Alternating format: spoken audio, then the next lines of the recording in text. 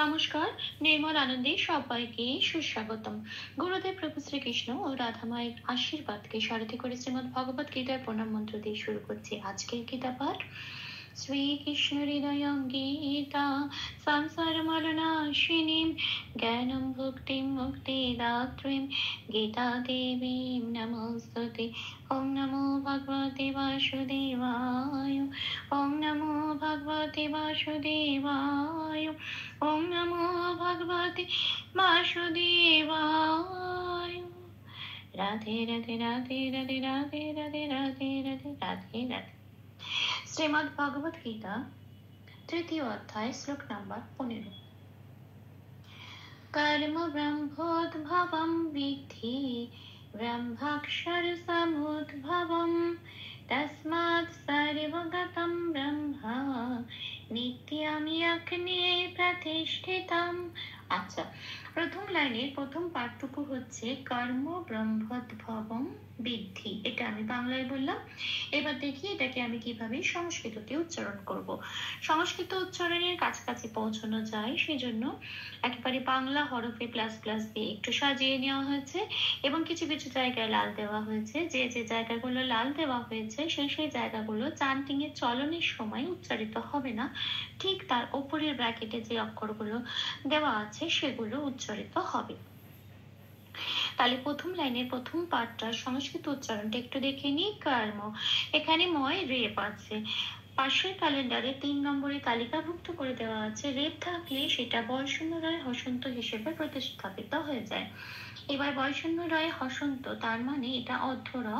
অর্ধরয় নিয়ম, সে একা উচ্চারিত হতে পারে না, আগের অক্ষরের সাথে জুড়ে উচ্চারিত হয়।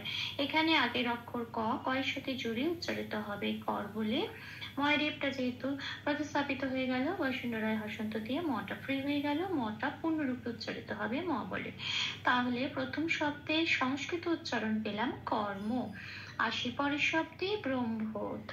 আচ্ছা, বয়ের ফলা, এখানে যদিও সংস্কৃততে বয়ের উচ্চারণ ও প্লাস অ 2 নম্বরে তালিকাভুক্ত করে দেওয়া আছে, কিন্তু এখানে আমি সেটা দিইনি। কেন?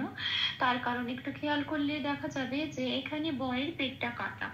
যে বয়ের পেট কাটা থাকবে সেই বগুলো বাংলায় একদম বাংলা বয়ের মতো উচ্চারিত হবে, কাজে এখানে ব্রহ্মতে বয়ের ফলায় ব্র বলেই উচ্চারিত হবে।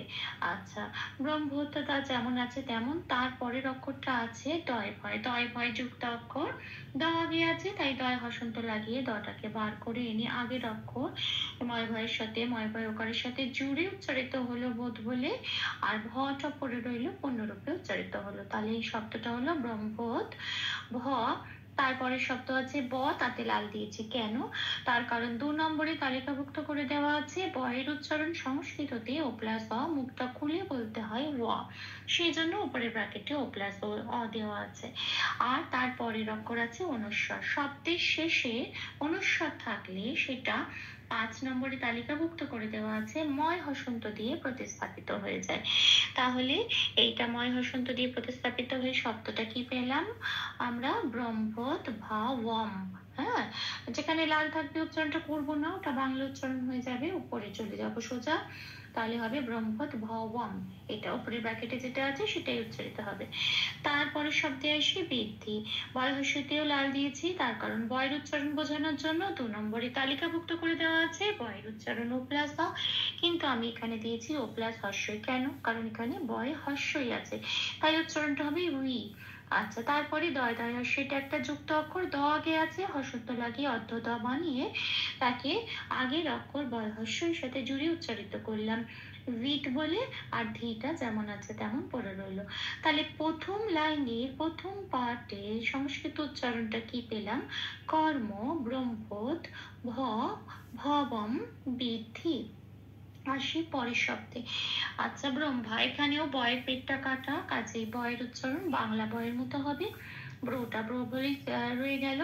আচ্ছা, ব্রহ্মাক্ষরম, আচ্ছা দুটো পর পর যুক্ত অক্ষর আছে, ময় ভয়টা কিছু করলাম না, কিয়টাকে করছি। কিয়টা 6 নম্বরে তালিকাভুক্ত করে দেওয়া আছে, কিয়কে ভাঙলে হয় কয় হসন্ত পেট কাটা মূর্ধন্য স।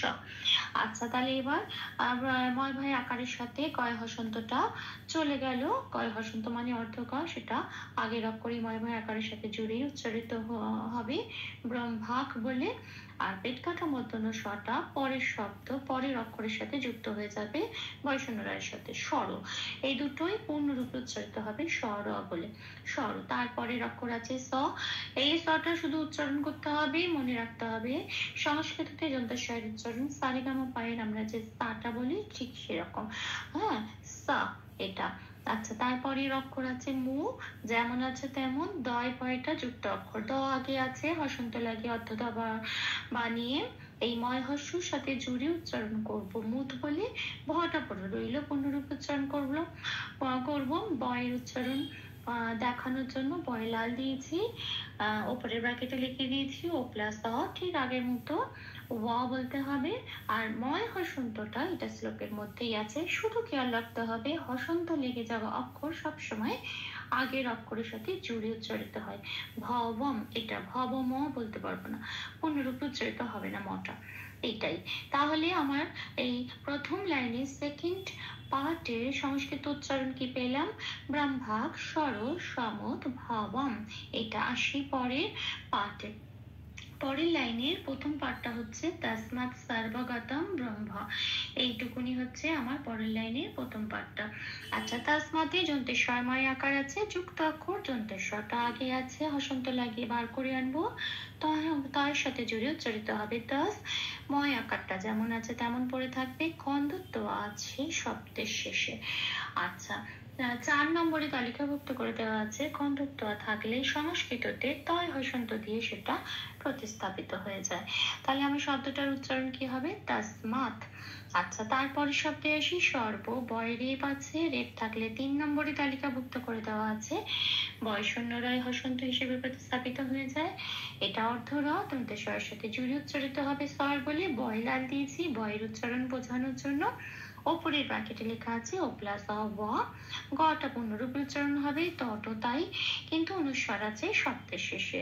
5 নম্বরে তালিকাভুক্ত করে দেওয়া আছে অনুস্বার থাকলে ময় হসন্ত দিয়ে সেটা প্রতিস্থাপিত হয়ে যায়। ময় হসন্ত মানে অর্ধমা, তয়ের সাথে জুড়ে উচ্চারিত হবে তম বলে, তমও বলতে পারবো না কিন্তু। তাহলে শব্দটার সংস্কৃত উচ্চারণ কি হলো? গাতাম, এটা। তারপরে শব্দ ব্রহ্ম যেমন আছে তেমন রেখে দিলাম, বয় পেট কাটা আছে, বয়ের উচ্চারণ বাংলা বয়ের মতোই হবে, আর বটাও যেমন আছে তেমন রেখে দিলাম। তাহলে সেকেন্ড লাইনের প্রথম পার্টে সংস্কৃত উচ্চারণ কি হলো? তসমাৎ সর্বগতম ব্রহ্মা, এটা। আসি পরের পার্টে, নিত্যম যজ্ঞে প্রতিষ্ঠিতম, এইটুকুনি হচ্ছে আমার শেষ পার্টটা। সেকেন্ড লাইনের নিত্যমে নিটা যেমন আছে তেমন, তয় জপলায় লাল দিয়েছি জফলার উচ্চারণ বোঝানোর জন্য।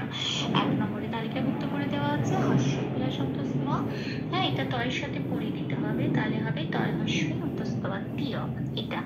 আচ্ছা, আর অনুস্বার আছে শব্দের শেষে। 4 নম্বরে 5 নম্বরে তালিকাভুক্ত করে দেওয়া আছে ময় হসন্ত দিয়ে এটা প্রতিস্থাপিত হয়ে যাবে নিত্যম, এই উচ্চারণটা হবে সংস্কৃততে। যজ্ঞতে আসি পরের শব্দে, যজ্ঞতে অন্তস্থ জয় লাল দিয়েছি। 8 নম্বরে তালিকাভুক্ত করে দেওয়া আছে হর্ষয় প্লাস অন্তস্থ জয়ের উচ্চারণ ইয়, ইয়াগ্নি এরম বলতে হবে। গিয়টা এই গ আর ইয়া ঘাসা উচ্চারণ হয়, সেই জন্য একটু ভেঙে বললাম ইয়াগ্নি।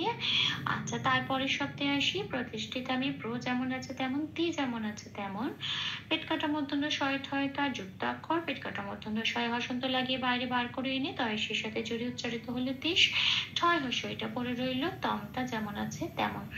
ময় হসন্তটা খেয়াল রাখতে হবে, শ্লোকের মধ্যেই আছে, অর্ধমা তয়ের সাথে জুড়ে উচ্চারিত হবে। তাহলে হলো প্রতিষ্ঠিতম সংস্কৃতের উচ্চারণটা। পুরো লাইনের সংস্কৃত উচ্চারণটা কি হলো এই পাঠের? নিত্যম ইয়াগ্নিয়ে প্রতিষ্ঠিতম। ভুল ত্রুটি ক্ষমা করে দিবেন, অনুশীলনের সুবিধার জন্য 3 বার করে চান্ট করে দেওয়ার চেষ্টা করলাম।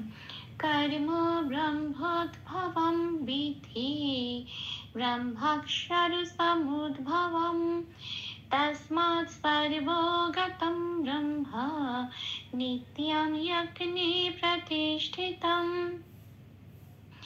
কর্ম ব্রহ্মোদ্ভবম বিদ্ধি ব্রহ্মাক্ষর সমুদ্ভবম, তস্মাৎ সর্বগতম ব্রহ্মা নিত্যম যজ্ঞে প্রতিষ্ঠিতম। কর্ম ব্রহ্মোদ্ভবম বিদ্ধি ব্রহ্মাক্ষর সমুদ্ভবম, তস্মাৎ सर्वगतं ब्रह्म नित्यं यज्ञे प्रतिष्ठितम्। राधे राधे राधे राधे राधे राधे राधे राधे राधे राधे। तप्त कांचन गौरांगीं राधे वृन्दावनेश्वरी वृषभानुसुते देवी तां प्रणमामि हरे प्रिय। প্রভু ও শ্রী রাধামায়ের কৃপা দৃষ্টি আমাদের সবার উপর বর্ষিত হোক। ধন্যবাদ। আপনাদের উৎসাহই আমার অনুপ্রেরণা। আমার সকল ভুল ত্রুটির ক্ষমা প্রার্থনা প্রভুর চরণে অর্পণ করলাম। ওম কৃষ্ণায় বাসুদেবায় হরয়ে পরমাত্মনে প্রণত ক্লেশনাশায় গোবিন্দায় নমো নমঃ। শ্রীকৃষ্ণার্পণমস্তু। জয় শ্রীকৃষ্ণ।